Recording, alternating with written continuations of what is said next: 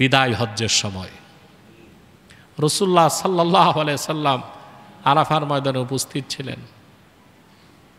1 লক্ষের উপর সাহাবী রাসূলুল্লাহর সামনে দাঁড়ায়ছিল।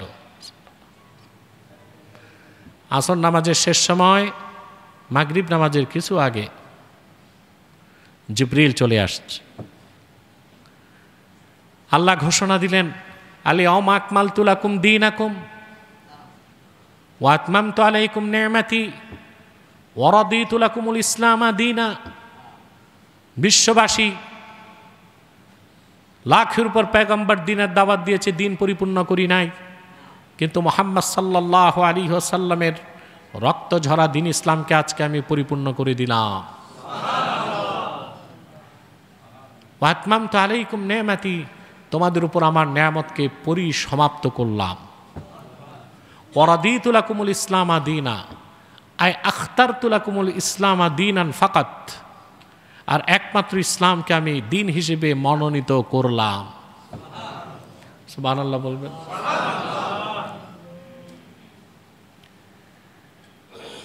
তাহলে কি কথা বলা যায় লাখের উপর পয়গম্বরের মেহনত এক পাল্লায় দিলেও আল্লাহর আখির নবী মুহাম্মদ সাল্লাল্লাহু আলাইহি সাল্লামের মেহনতের ওজন আরেক পাল্লায় ভারী হয়ে যাবে? বলা যায়? সুবহানাল্লাহি বিহামদিহি। তাহলে স্পষ্ট হয়ে গেল যে ইসলাম পরিপূর্ণ হয়েছে ১৫০০ বছর আগে, আর ইসলাম বিজয় লাভ করেছেও ১৫০০ বছর আগেই। সুবহানাল্লাহ। এবার আসুন, সকল দিনের উপর কিভাবে ইসলাম বিজয়ী হলো? ইসলাম ছাড়া পৃথিবীতে যত ধর্ম আছে, হয় কুফরের অনুসরণ করে, নয় শিরকের অনুসরণ করে। কুফরবাদী নয় শিরকবাদী, ঠিক না? হিন্দু ধর্ম, বৌদ্ধ ধর্ম, জৈন ধর্ম, পার্সি ধর্ম, এসব হচ্ছে পৌত্তলিক, মুশরিক। এরা কি? আর ইহুদি খ্রিস্টানেরা হচ্ছে কাফের, বাকিরা হচ্ছে এদের অনুসারী।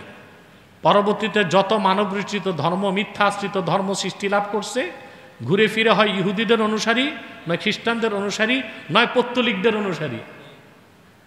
কথা বলেন। এখন দেখেন, 2 আয়াতে আল্লাহ 2টা কথা বলছেন। 32 নম্বর আয়াতে বললেন ওয়ালাউ কারিহাল কাফিরুন, 33 নম্বর আয়াতে বললেন ওয়ালাউ কারিহাল মুশরিকুন। যদিও কাফেররা অপছন্দ করে, পরে বললেন যদিও মুশরিকরা অপছন্দ করে। অর্থাৎ পৃথিবীর সকল ধর্মের উপর দিন ইসলাম বিজয় লাভ করেছে। ইসলামের কোনো পরাজয় নাই।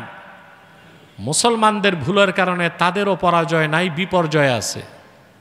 কি আছে? মুসলমানদের অভিধানে পরাজয় নাই, 2টাই শব্দ, বিজয় নয় বিপর্যয়।